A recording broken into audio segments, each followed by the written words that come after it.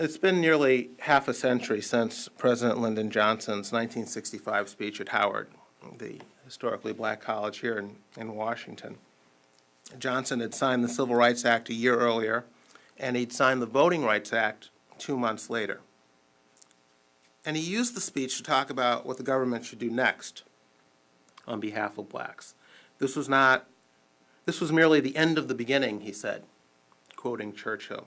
That beginning is freedom, and the barriers to that freedom are tumbling down. Freedom is the right to share and share fully and equally in American society, to vote, to hold a job, to enter a public place, to go to school, said Johnson. But freedom is not enough. He said, you do not take a person who for years has been hobbled by chains and liberate him, bring him up to the starting line of a race, and then say, you are free to compete with all the others, and still justly believe that you have been completely fair. Johnson said that the next and the more profound stage of the battle for civil rights was not just freedom, but opportunity, and not just equality as a right in theory, but equality as a fact and equality as a result. That's how we were going to measure whether there was equality in America, by results. But what if Johnson was mistaken? What if there are limits to what government can do beyond removing those barriers to freedom? What if the best that we can hope for from our elected officials and policymakers are policies that promote equal opportunity? And what if public policymakers risk creating more barriers to progress when the goal is equal outcomes?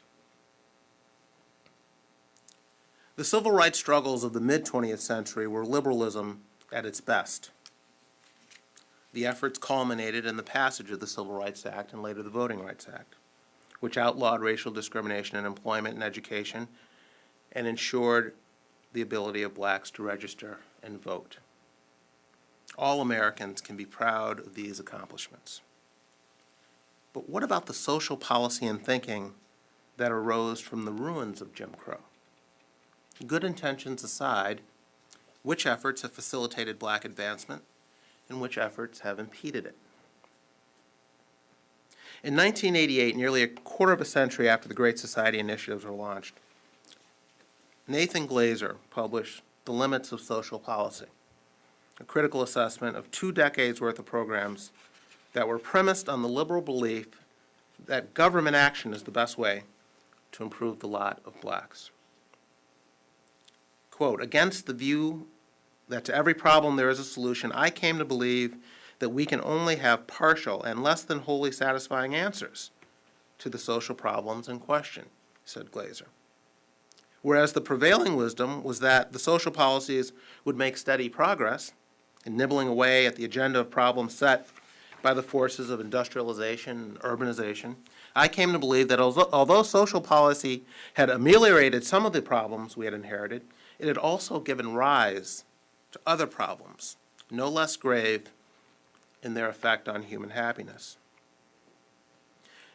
Glazer understood the limits of government benevolence, but unlike Glazer, many liberals today, still riding high on those good intentions, don't seem particularly interested in reconsidering what has been tried, even though 50 years into the war on poverty, the picture is not pretty. While gains have been made, significant racial disparities persist in some areas, and black retrogression has occurred in others. The black-white poverty gap has widened over the past decade, and the poverty rate among blacks is no longer even declining. Overall, blacks aside, I read somewhere recently that in 1966, the poverty rate was lower in America among all groups than it was in 2012. The black-white disparity in incarceration rates today is larger than it was in 1960. And the black unemployment rate has, on average, been twice as high as the white rate for 5 decades.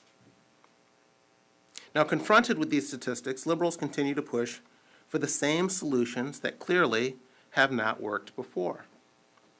Earlier this year, President Obama announced yet another federal initiative aimed at helping blacks.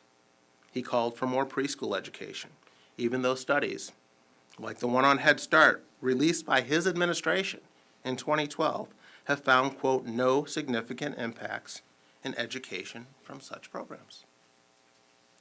Obama said that he wants to increase reading proficiency and graduation rates for minority students, yet he opposes school voucher programs that are doing both. And he called for more of the same job training programs that liberal politicians have been pushing for decades, despite scant evidence of their effectiveness.